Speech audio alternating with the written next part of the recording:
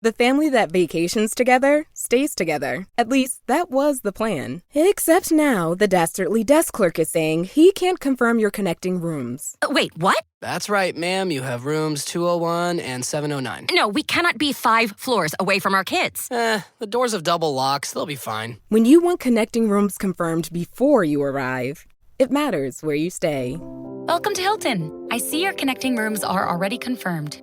Hilton, for the stay. Purina believes no one should have to make the impossible choice between their own safety and their pets. But nearly half of domestic abuse survivors delay leaving because they can't bring their pets with them. Through the Purple Leash Project, Purina is helping create more pet-friendly domestic violence shelters so survivors and their pets can escape and heal together. Visit Purina.com/purple to learn more.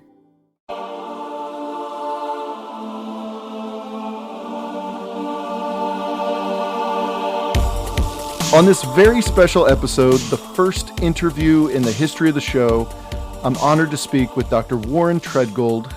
Dr. Treadgold was most recently the National Endowment for the Humanities Professor of Byzantine Studies at St. Louis University and one of the world's leading authorities on Byzantine history. Earning both his Bachelor of Arts and his PhD at Harvard, he's taught and lectured at many major universities across the United States and Europe, including UCLA, Stanford University, the Free University in Berlin, Hillsdale College, and Florida International University. Now, Dr. Treadgold, you've been with St. Louis University since 1997. However, you have recently retired. Congratulations on that, sir. And your scholarship, which includes 10 books, if I'm not mistaken, innumerable articles, it's all shaped how we understand the politics, culture, and the military of the Eastern Roman Empire, which is why I reached out to you specifically to help usher us into our new series covering the First Crusade. So, Dr. Treadgold, welcome to the show. My pleasure. And just to give the listeners an idea, because this is the teacher in me, just to give the listeners an idea where this conversation I hope to go, and we'll hit what we can, with our time together. I hope to give a clearer picture of how Byzantium viewed the events of the late 11th century, given how we predominantly, here in the West anyway, only circulate and consider the Western point of view on the eve of the First Crusade. I also hope to place Alexios Komnenos and Eastern Rome at the center of our narrative today. I hope to clarify misconceptions about the Byzantine-Western relations on the eve of the Crusade, which is something you pointed out in email to me that I just wasn't aware of. So I can't wait to get into that as well. Also to explore Alexios's aims in seeking help from Pope Urban II. And finally, to contrast those aims with the unforeseen scale of Urban's call at Clermont. So we'll see what we can hit, right? The first question I have for you, and it wasn't on, I was going to kind of surprise you at this one just to see where it's at, where you're at on this. Is it Eastern Rome or Byzantine? What do you prefer? Well, Eastern Rome is a little closer, but the truth of it is they just called themselves Romans and called their empire the Roman Empire. And because there wasn't any Western Roman Empire anymore, they were the one and only. They didn't recognize the Holy Roman Empire of the German nation as a real Roman Empire. So, but Byzantium has become the usual term in English, and I know some people don't like it, but I think it's just fine. Mm-hmm. You think it's just fine? All right. Be absolutely perfect about it. We should conduct the whole interview in Greek with the Byzantine pronunciation, but we're not going to do that. So please don't do that. Okay, so really, Byzantine is totally fine. You've heard it here first, folks. I try to get, I go back and forth on the show as I'm narrating the show and what's going on. I don't know what to use, but I'll be comfortable using Byzantine now. That's for sure. Well, let's start with that, maybe the Byzantium in the West. We'll start with that. How accurate is the image of this hostility? This is what you had pointed out to me in my email to you, that there might be some misconceptions. I know on the show we talked about the Schism of 1054, And I may be, I may be guilty of hyping that up a little bit more than I think you think it should be. So can you explain maybe the hostility between Byzantium and the West, or lack thereof, before 1095? I think that hostility is much too strong a word. In 1054, There was certainly a misunderstanding. But there were several people involved, you see. The emperor wanted desperately to have a good relationship with the papacy, and the patriarch actually started. It all went back to whether you use unleavened bread or leavened bread in communion. Right. And the patriarch of the time, Michael Cerularius, was trying to impose leavened bread on the Armenians, who had been conquered fairly recently by the Byzantines, or in some cases joined them voluntarily. And he was in communion with them, but he wanted them to stop using unleavened bread, which they did use because leavened bread was the usual thing for the Byzantines.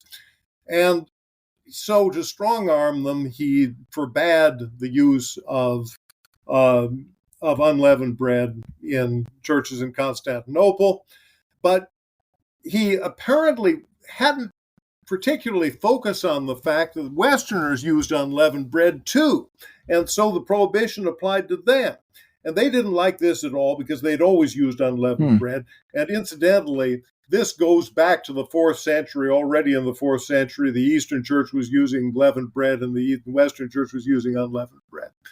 And everybody had just accepted that's the way it is. They speak Greek, we speak Latin, we use unleavened bread, they use leavened bread. And anyway, one thing led to another, and everybody got angry, and the papal legates excommunicated the patriarch, and the patriarch excommunicated the papal legates, and the Pope, who actually was dead at the time, though nobody knew it, because communication like what they are today. And that's the so-called schism. The schism, however, really didn't apply to any people but the people who were actually excommunicated at the time. It's not a full schism. And by this time, actually, there's some confusion over whether there's any schism at all. The Alexios, and other Byzantine emperors had repeatedly had embassies go back and forth with the popes, and I don't think they regarded anything like a schism as really being in force. I don't think they disliked. Well, of course, Byzantium wasn't one person. We treated it as if it was one person. It was the Byzantine emperor. The Byzantine emperor generally wanted to get along with everybody in the West because they might give him help. He was very distrustful of the Normans of Sicily, who had very recently invaded the Byzantine Empire and almost overthrown him.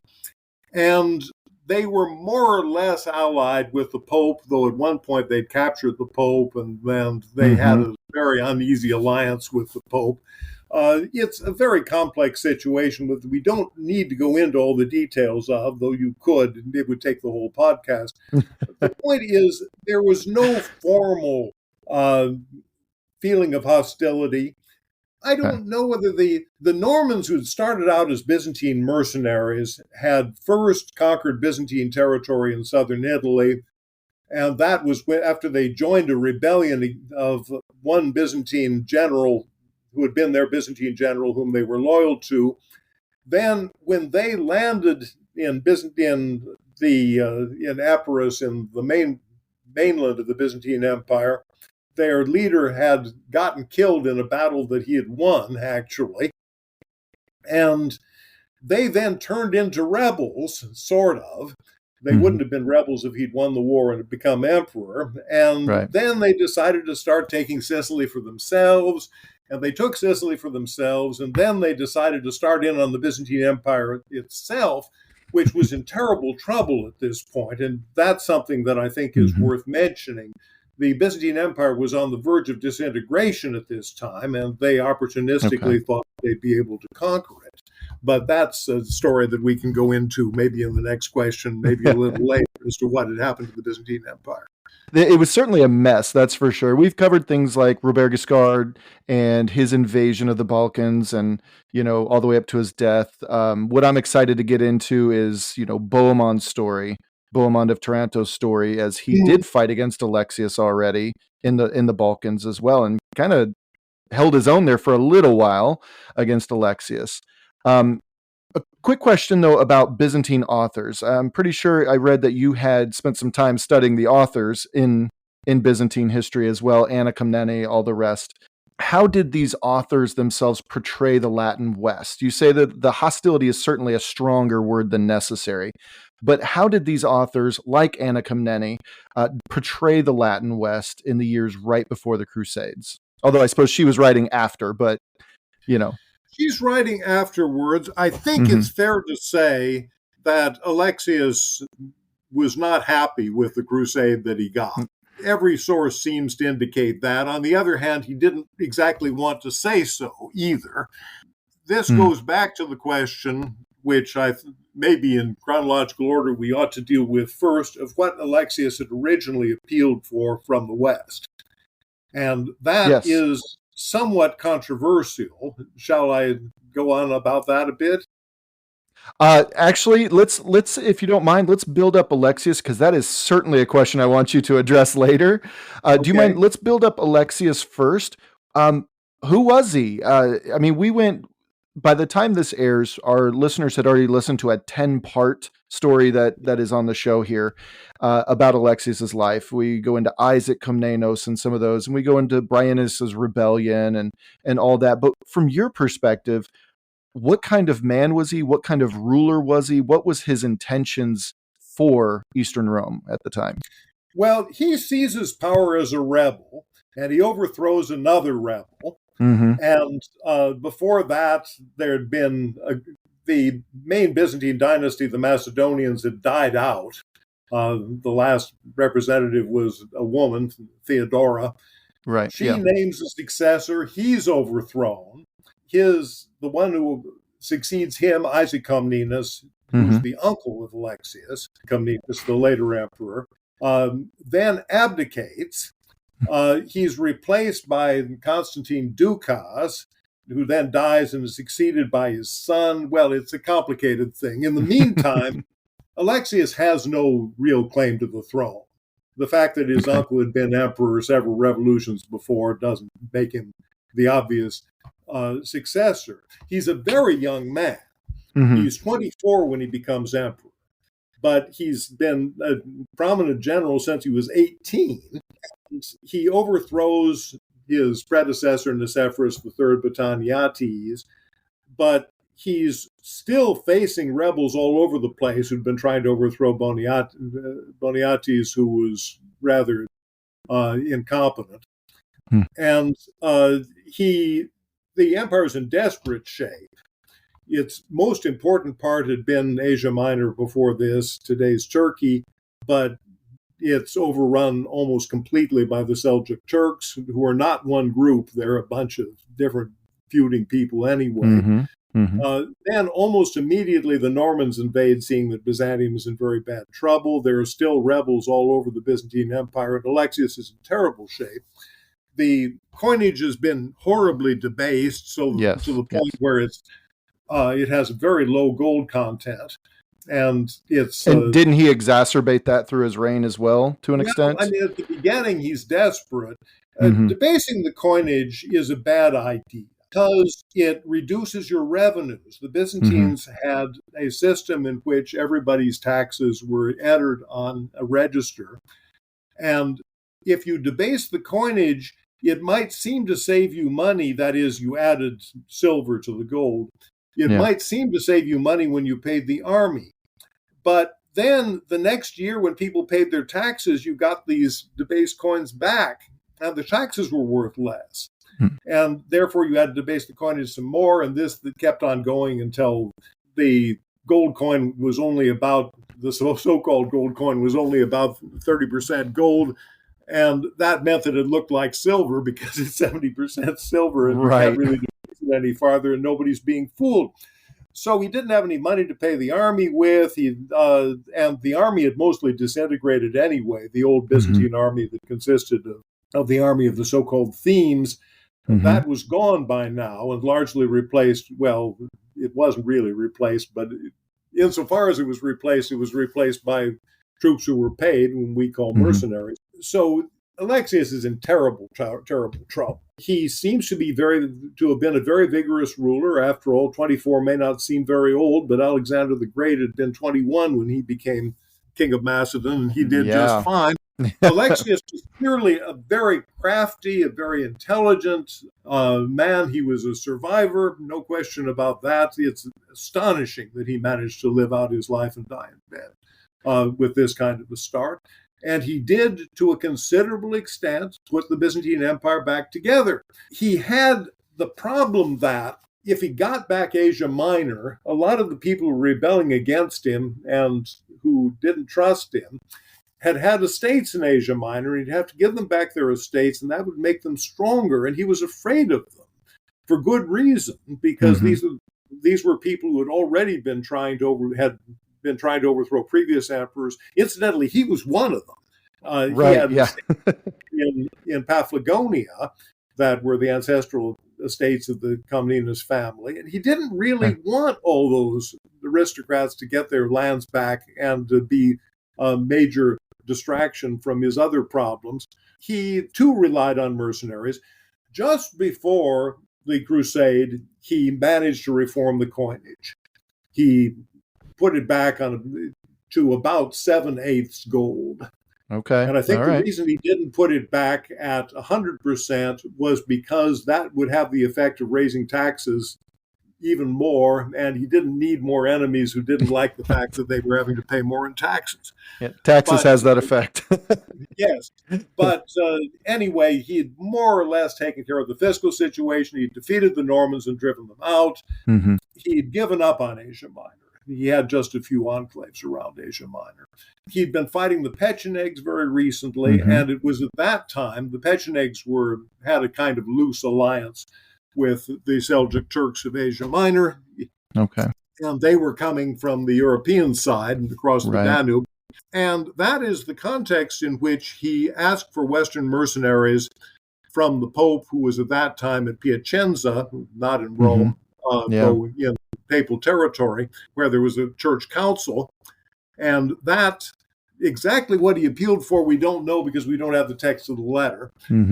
But he sent an embassy anyway, and we, of course, don't have a tape recording of what they said. But he did ask for troops, and it's pretty plain he asked for mercenaries, and he was expecting to get a few thousand men at the very most. So can you also talk about, like, just to piggyback off of everything you just said, and this also kind of lends into our discussion about what kind of man he is, what kind of ruler he is, I should say. How did he deal with mercenaries? My understanding is that largely while he was trying to put Band-Aids all over the empire to begin with, he had, like you had mentioned earlier, he had to rely on a number of Pechenegs and Cumans and even Seljuk Turks to join the mercenary armies. That's a dangerous gamble to play, first of all. But now he's asking for these Western Franks who, my understanding from what I've read is the Greeks really didn't like anybody who wasn't Greek, kind of the barbarian idea. Is there much credence to that, or is that a misconception? Like, how did they feel about all these Franks, and how did he handle all the mercenaries? You get back to what I was saying, that Byzantium isn't one person. Alexios wanted to be friendly with as many Westerners as he could because they might help him. Ordinary Byzantines, well, a lot of ordinary Byzantines didn't know much about Westerners, but they knew Venetian merchants, they knew other Italian merchants, and those were not necessarily popular because they sold goods at high prices. They often displaced Byzantine merchants. I don't think that they were extra popular. The Normans weren't popular at all. They invaded the empire as invaders. As for Franks, not too many Franks before this time had showed up in Constantinople. I think very few people were really aware and had much idea of what they were really like. The term Frank is often used loosely to mean any Western. Right. But if you're talking about the French or the Germans, most Byzantines had never met one. I think they didn't have any clear views about them. They did recognize that the Pope was supposed to be the first among equals among clerics.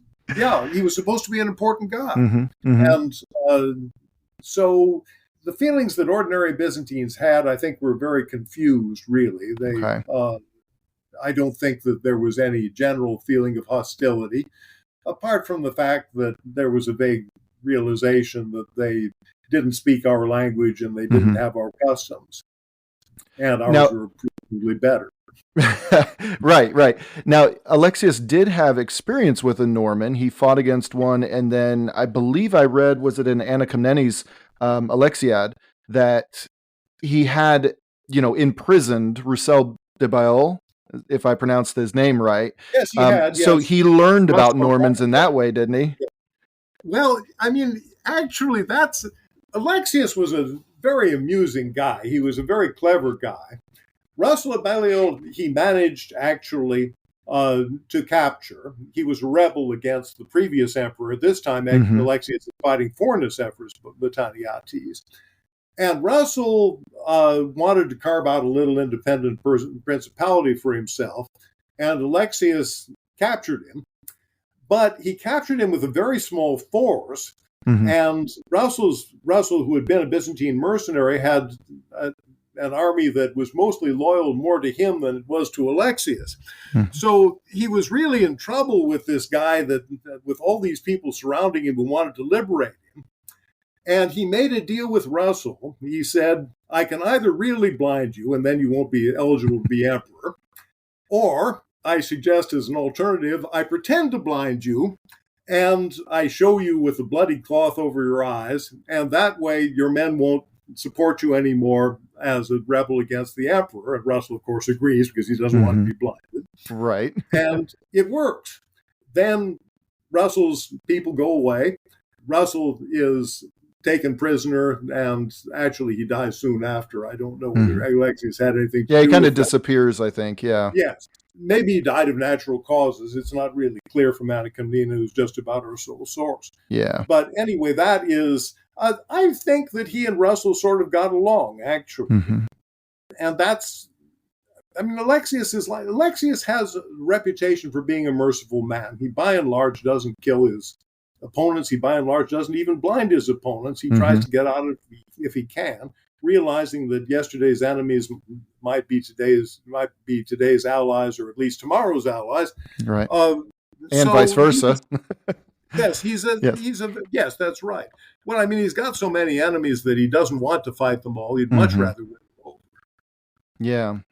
And that actually reminds me, you said his mercy. It reminds me of a story that I read. I can't remember which source, probably Anna, right?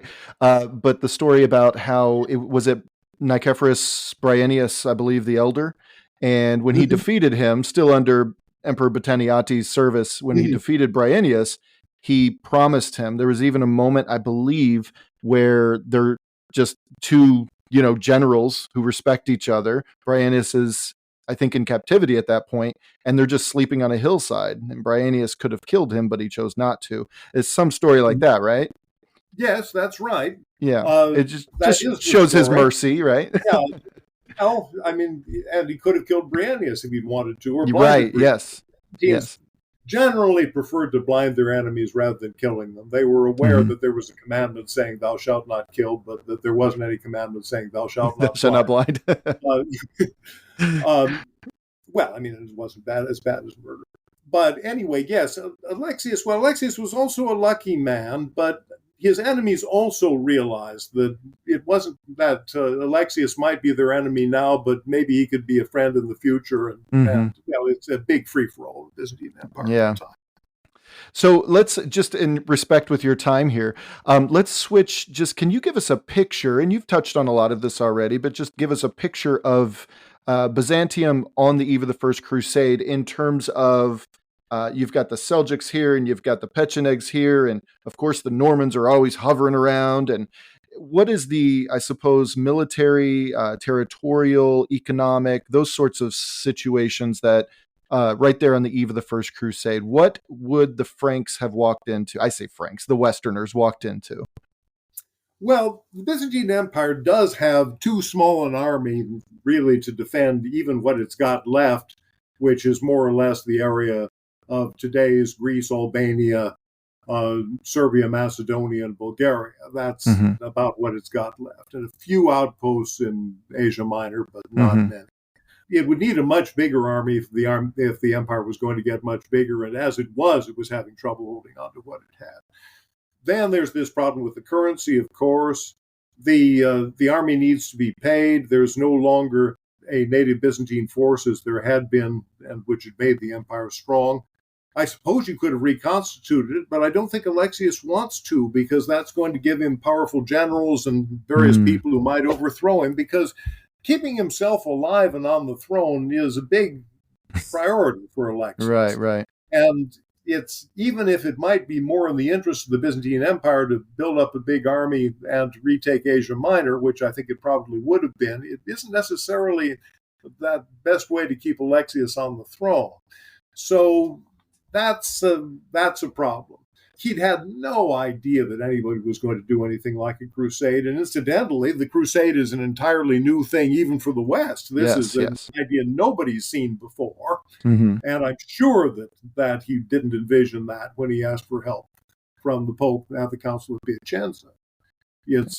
So that's clearly not what he was going to expect. And and at least, according to Anna, and she was his daughter, and she did talk to her father. She was a tiny child at the time, but later on they talked, and she knew him. I'm sure he was astonished at what was happening. Indeed, it was completely unprecedented. So, if I may interject here, there is no way that he was expecting. Is it safe to say, I should ask, there's no way that he was expecting the religious component to be attached to this? Because that's really what drove the fervor, was the religious component. Yeah. But that was really the idea of Urban II, or, well, his advisors perhaps, but he's the one who turned it into a reality. And that is an extraordinary idea. And it was one that worked in the West, but to the Byzantines, you have to understand, the Byzantines had never considered warfare to be in any way desirable. The whole idea of the chivalry of the West, of feudalism, in which fighting could be a good thing. Well, the West wasn't extra fond of fighting against Christians either. But but this is how anti-war the Byzantines were. It was accepted as a principle that if a Byzantine soldier killed an enemy soldier in battle, he had to abstain from communion for 3 years after that as a penance. He could go to church, but he couldn't take communion. And this was because, you shouldn't really kill people. Now, on the other hand, you ought to obey orders. And you were fighting a legitimate war, but still you can see there's a taint. This went back to, this was the idea of Basil of Caesarea, who prescribed those 3 years. It was incidentally his lifetime until you're on your deathbed that you couldn't take communion if you committed real murder. Wow, okay. So this isn't real murder, but it's bad. It's not good. And this was not the case in the West. The Byzantines had this idea that there were some actions, there were some times when really you couldn't avoid doing something at least slightly evil one way or the other. It would be even worse to defy your general and not kill the other guy. And in battles, the other guy's trying to kill you too. The point is to kill him. So the idea of a crusade, or a holy war, just the Byzantines didn't have. Of course, the Muslims did. This is great. Now, was this? I'm sorry. Was the idea of jihad is what you're referring to? I'm assuming. Yeah. How ingrained in Islam was that for the Seljuk Turks? Because I also understand like the Seljuk Turks were at the very beginnings, at least, and correct me if I'm wrong, at the very beginnings, they were opportunistically Islamic. Is that true? Like, They're recent converts to Islam, yeah. but I think they like that part.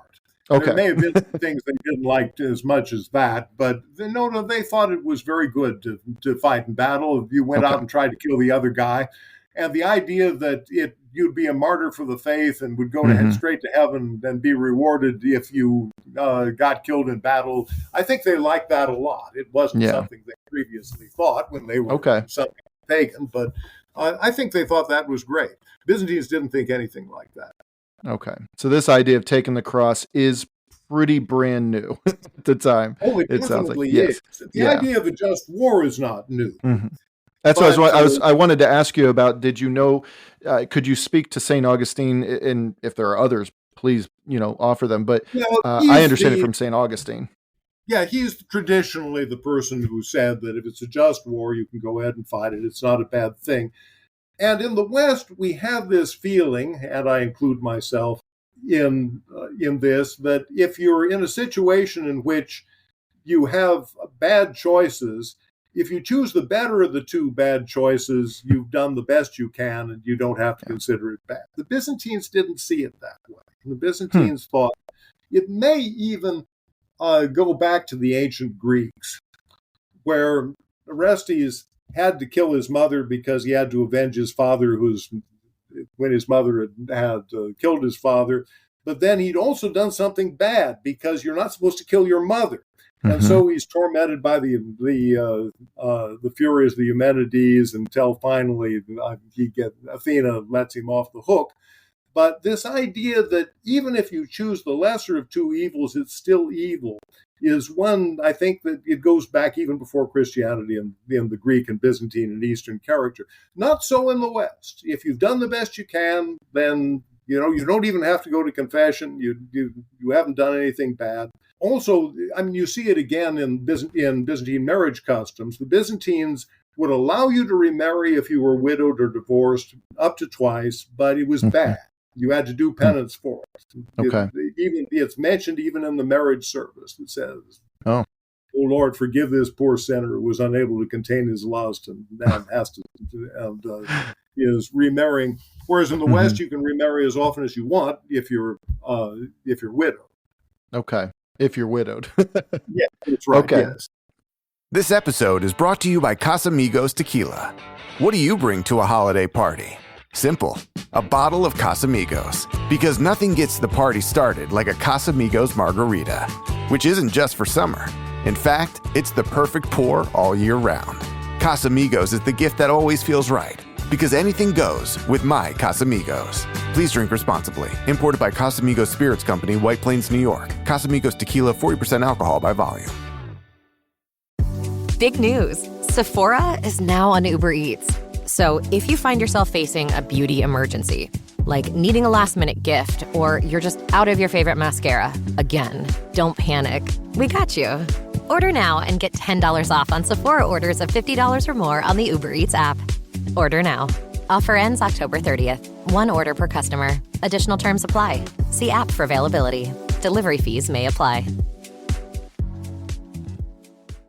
So would you say that the Alexios's appeal, was it more because he was pressured by the Turks? Yeah, obviously they kept pushing. I mean, I can't remember quite. Did they take Nicaea already by the, every important inland city in Asia Minor. There are a few coastal cities they don't have. But Nicaea, which is quite an important place, it's and has very important very important in Christianity. It's been important for two church councils, but it was a pretty big city, and it also has these walls which survive to the present day, incidentally, and are still impressive looking. And that's the capital of the Sultan of the largest group of Seljuks in Asia Minor at the time. So all Asia Minor is pretty much gone. It's with the exception of very few coastal outposts. And that's bad, but I mean, it's already happened before Alexios. And Alexios seems to have been willing to to accept it. Just deal with If he it could for stand now. it, so, Bigger fish to fry. yes. Yeah. So do you think it was more, maybe in my head I inflated the military issues with the Turks then. Do you think this was more a diplomatic gamble with the Pope, or was it more just military necessity? What was he wanting to get out of it? Alexius wanted help from any place he could get it. And Okay. among the places he appealed to was the Pope, and he thought he might get a few hundred mercenaries out of it. A few hundred, right? The Pope, however, took it very seriously and got this idea of a crusade.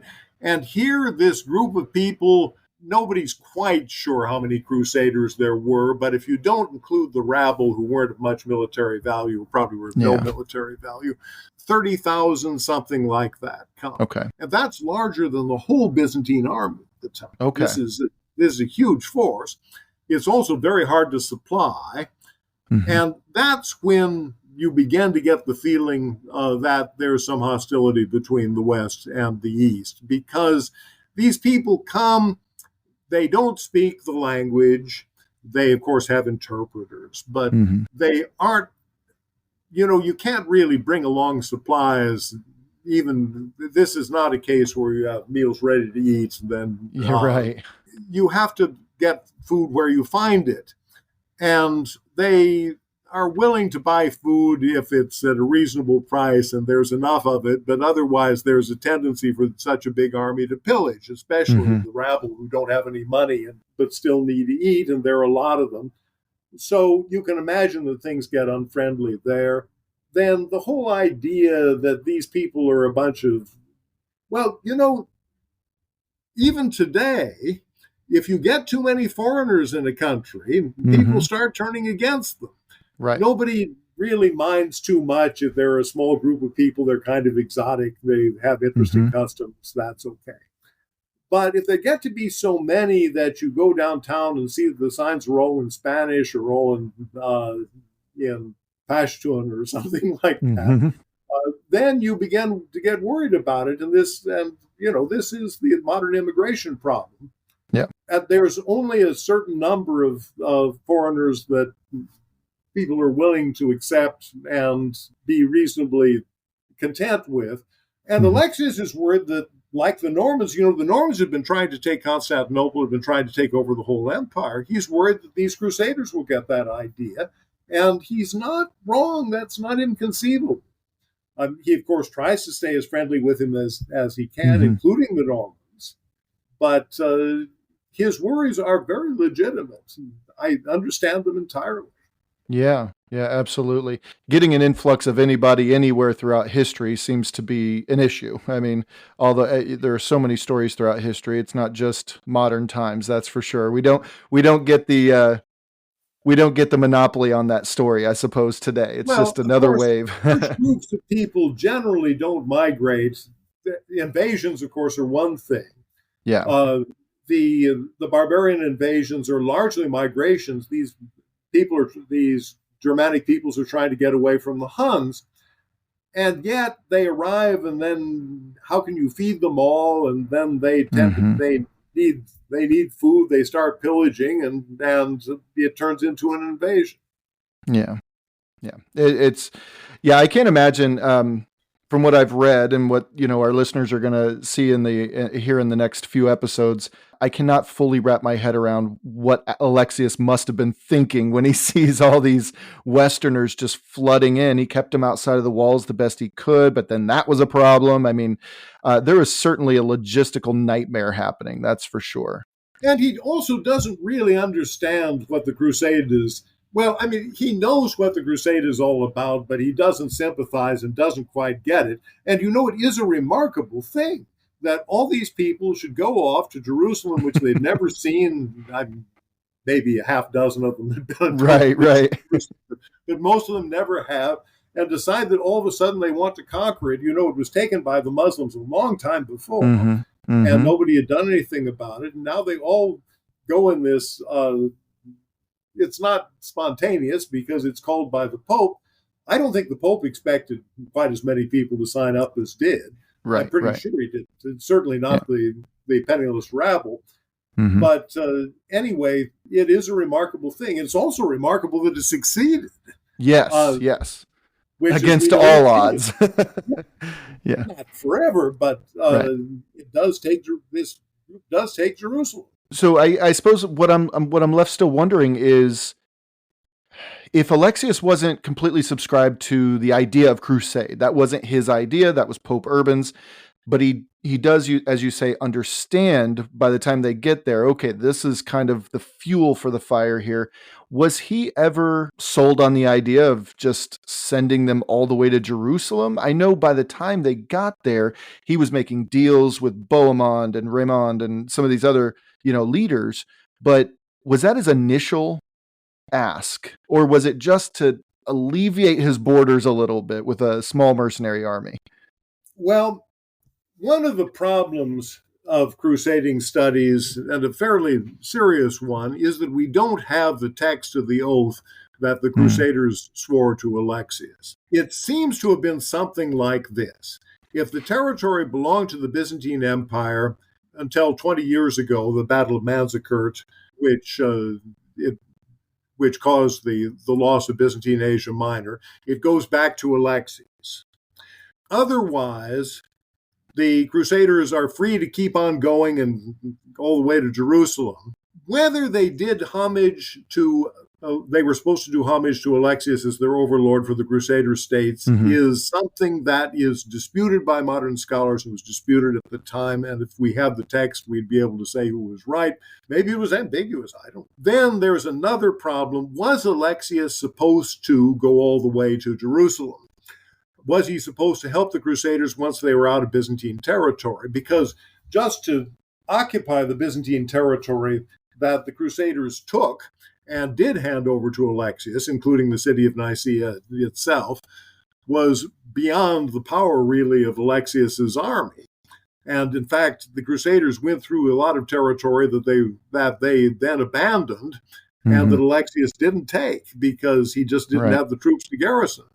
So I doubt that Alexius had promised that he would help the Crusaders after they left Byzantine territory, but a number of them seem to think that he should have, that he was only interested in his own empire, which was correct. He was only interested in his own empire. Yeah, and you can understand that. Yeah, Crusaders a lot of help, and the Crusaders did give him a lot of help. They enabled him to take back a considerable chunk of Asia Minor, thus alleviating that pressure on the borders, which yes, it was not. It couldn't have been easy watching everything go down. So with all the pressure, the territory that they retook did include Alexius's own family estates, but not very much Asia Minor. Okay. Yeah, all right. Paphlagonia was included the northwest corner of Asia Minor. What do you think?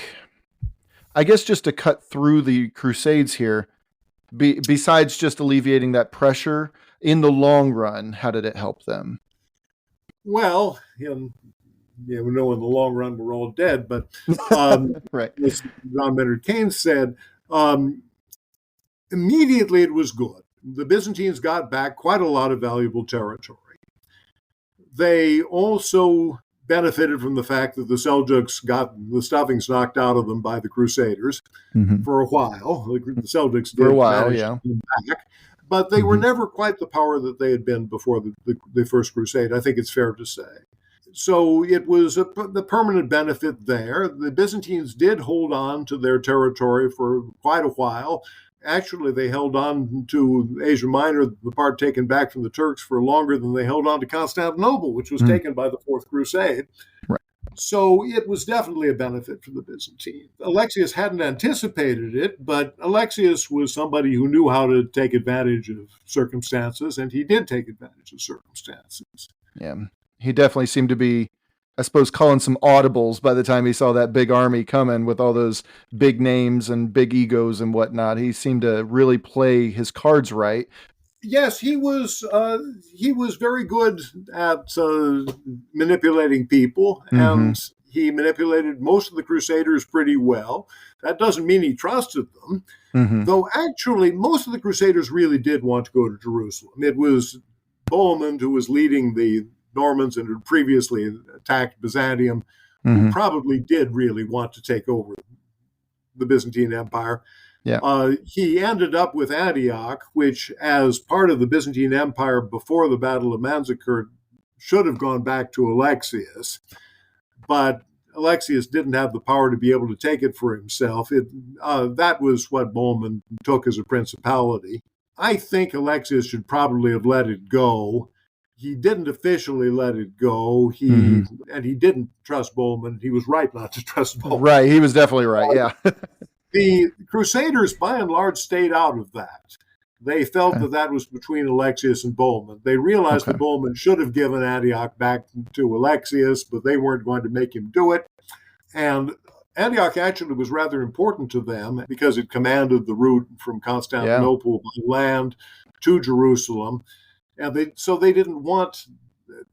felt it wasn't really their business to do anything. And I certainly understand why they didn't want to fight a war with Bohemond and then hand over Antioch after they conquered it from him. It wouldn't have worked. It would have been a great distraction against the Seljuks who were still around, and the Fatimids, the Arab dynasty in Egypt, that was also an enemy of theirs and also threatened the kingdom of Jerusalem.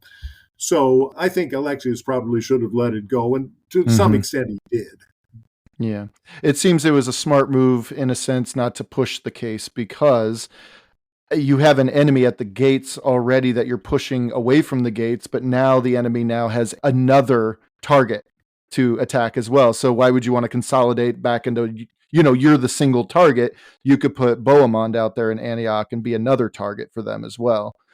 Seems strategically smart. I don't know whether Alexius would have seen it that way. But anyway, it really wasn't within his power to take over Antioch. And if he had, it would have been very hard for him to defend it. Okay. What do you think? Just a couple more questions, if you don't mind here. Sure. What do you think what's your opinion on throughout the whole Crusade part, from the time he sent the diplomats over to the Pope at Piacenza, all the way to the time that Jerusalem was taken in 1099? In your opinion, what is Alexius's real genius moment here? Can you pin it down to one thing that he did that really kind of defined or allowed the crusade to work? Was there one thing, or was it just a series of really good decisions? I think it was a series of really good decisions. Okay. Genius decisions, if you like. First, he managed those Crusaders, and that was awfully hard to do. The Crusaders really didn't have a single unified leadership. They had all sorts of different contingents that were mainly loyal to the people who were leading them. He made that oath, whatever it was, and he made it so well that by and large it held up and benefited the Byzantine Empire. He was worried, but he managed to keep the Normans from taking any substantial amount of Byzantine territory. Bohemond did come back and try to, later on, well after the Crusade, invade Byzantine territory again, but he got defeated very abruptly and very badly. And I think Alexius managed the crusade very well. I do think that in the long run, once he'd succeeded as much as he had, if it was in the interest of Byzantium to take back Asia Minor, not to take the Crusader states, I don't think. I think they would have been friendly. They needed the Byzantines' help. But that would have brought the Byzantine Empire back to where it was in its real high point in the early 11th century under Basil II. But, economic historians pretty much agree that Byzantium was still quite a rich state at the time, richer than any single Western kingdom for sure, and populous and so on. Alexius did manage to give it a new lease on life that lasted for more than 100 years, so that's something. Religion aside, economically, militarily, politically, do you think the Crusades was a net positive for not just Byzantium, but for the West? And I want to piggyback a question on here because I think it might tie in. To what degree did the First Crusades alter the balance between Byzantium and the Latin West? Was it a net positive between the two? Was their relationship stronger? Was it just too strained with all the different egos going on? Like, what do you think? Well, of course, positive depends very much on your point of view. If you're a Muslim and you're pro-Seljuk, then it was definitely a negative. Right. It made Byzantium stronger. Okay. Stronger against any possible enemy. I don't think the Crusaders were a serious threat to Byzantium. They had their hands entirely full fighting the Seljuks and the Fatimids, and later on the Zangids of Saladin. They were no threat to Byzantium, really. A threat possibly to Byzantine control of Antioch, which the Byzantines never really got anyway. So I think it was a net positive for Byzantium. Was it a net positive for the West? Well, I mean, if you want to take Jerusalem, I think it's more a symptom of Western strength, I think, than anything that enhanced Western strength. Okay. But the fact that they were able to do it is a remarkable case. I mean, it shows that man for man, those Crusaders were better soldiers than the Byzantines or the Seljuks or the Fatimids. These were men who trained all the time for war. Their idea of fun was to have a tournament in which you tried to unseat your enemy in full armor. They were used to fighting in armor. Armor is pretty heavy by this time, anyway. It offers excellent protection. The Byzantines, the Seljuks, and the Fatimids didn't have that kind of armor, mostly because it was such a hot climate that, the kind of armor that means that you can be hit by 10 arrows and a sword and a pike and a bunch of other things and not even be hurt, that it has to be really heavy armor.